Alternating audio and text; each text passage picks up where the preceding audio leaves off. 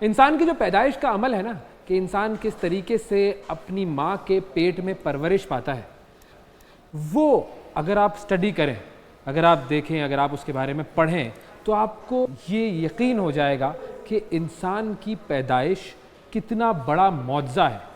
उस एक छोटे से, एक यूँ कहिए कि एक ज़र्रे से एक पूरा इंसान बनना, उसके जिस्म के खदोखाल बनना, उसके फीचर्स बनना, उसकी हड्डियों का बनना, उसके पोर्स का बनना, ये सारी चीज़ें जो हैं, ये सब कुछ जब माँ के पेट में इंसान परवरिश पाता है तो उस वक्त अगर आप उसको, इंसान को देखें, समझें, तो आपको लगेगा कि वाकई हम कितना बड़ा मौजज़ा है। इस मौजज़े के लिए हमें अल्लाह ताला का शुक्र अदा करना चाहिए कि उसने हमें सही सलामत इन दोनों हाथों, पैरों, आँखों, कान, नाक, ये सारे जो हमारे जिस्म के हिस्से हैं सही सलामत काम कर रहे हैं, और उसके साथ उसने हमें पैदा किया। अब इसका जिक्र मैंने क्यों किया? इसका जिक्र मैंने इसलिए किया कि आज एक इंसान पैदा हुआ है। अच्छा, और वो इंसान पैदा हुआ है, बड़ी हैरत की बात है, वो ये इंसान है पैदा हुआ है। वही तो एक्साइटमेंट थी। देखिए, मैं उसी तरफ जा रही थी, मुझे पता नहीं था कि अवैस क्या कहने लगे हैं, और बस मैं उसी तरफ जाते जाते अवैस ने मुझे दरमियान में रोका, फिर अवैस ने मुझे ये खराज तहसीन पेश करने की कोशिश की। हैरत का मकाम है कि ये भी पैदा हुए हैं।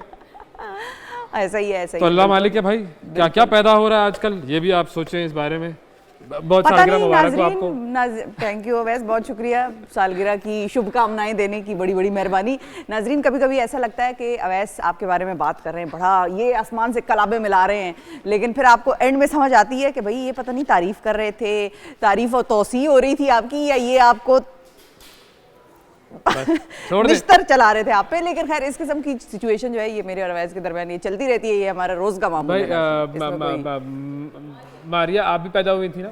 जी जी, है ना, बस ठीक है, गुड, शाबाश। दुनिया में मौजूद है अवैस, वो दुनिया में मौजूद है, एक अहम कारनामा सर अंजाम दे रही हैं, फराइज सर अंजाम दे रही हैं अपने।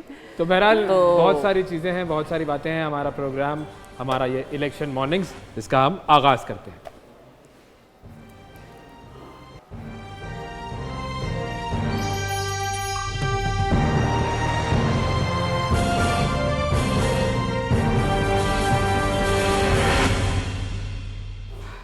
चलिए जी, हम चलते हैं जी। कैसी हैं आप, ठीक हैं? मैं ठीक, आप बताएं। एक बार वेरी हैप्पी बर्थडे। बहुत शुक्रिया, ये तो थैंक यू अवैस सर, उन्होंने बता दिया। अरे बता क्या दिया, पूरी कौम को बता दिया मैंने, पूरी कौम को बता दिया देखने वाले तमाम नाज़रीन को बता दिया, और सब हमारे एक न्यूज़ की तरफ से और जो देख रहे हैं उन सब की तरफ से आपको very happy birthday. Thank you Maria. कैसी हैं आप, ठीक ठाक हैं? मैं ठीक, बिल्कुल। आप पैदा हुई, आपने इतना बड़ा कारनामा अंजाम दिया मुल्क को, कौम के लिए।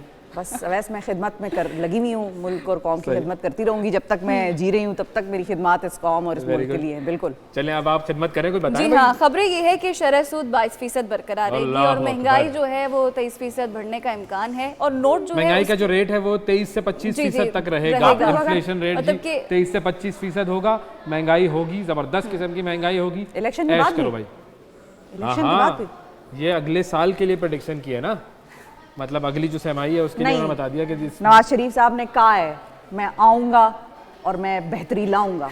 इंशाल्लाह। या आप लोग गलत कह रहे हैं ना कि हल सिर्फ नवाज शरीफ के पास है। हाँ। पहले हल जमात इस्लामी के पास था, अब शहबाज शरीफ कह रहे हैं कि हल नवाज शरीफ सबके पास है, हल सिर्फ आवाम के पास नहीं है। लेकिन शहबाज शरीफ साहब के पास तो हल वैसे था भी नहीं, वो उनके बड़े भाई ने उनको बताया नहीं हुआ था, उन्होंने जो भी गीदड़ सिंगी थी वो अपने पास ही छुपा के रखी है। एक तो ये खबर है सबसे बड़ी कि भाई महंगाई जो है वो, और इससे जुड़ी खबर ये भी कि करेंसी नोट लाने का ये चेंज बिल्कुल, क्या वजह हो सकती है इसकी? वो बता रहा हूँ ना मैं आपको, वो जो नए नोट हैं वो लेकर आ रहा है स्टेट बैंक। उसका खास फीचर क्या है कि वो 100 रुपए का नोट है, आप देंगे 200 रुपए की चीजें मिलेंगी आपको, ये फीचर है उसका।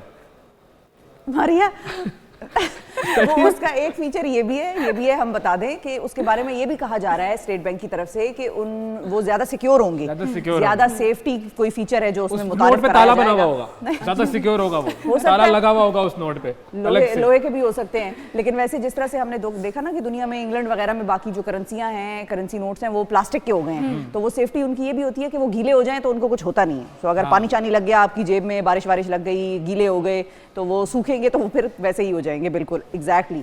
तो ये है कि वो ख़राब नहीं होते। वो हो सकता है कि उसमें कोई ऐसा फीचर भी हो कि जिससे असली और जाली का पता चले। तो ये अब हमें वेट करना पड़ेगा स्टेट बैंक के लिए कि जब वो लाएंगे तो हम बेसिकली प्लास्टिक नोट्स हैं।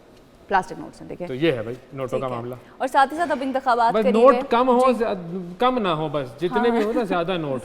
अच्छा ज्यादा नोट छापना भी इन्फ्लेशन को बढ़ाता है। जी। ये भी एक इकोनॉमिक्स का बहुत बड़ा रूल है। लेकिन बहरहाल हम तो खैर नोटों को रिप्लेस कर रहे हैं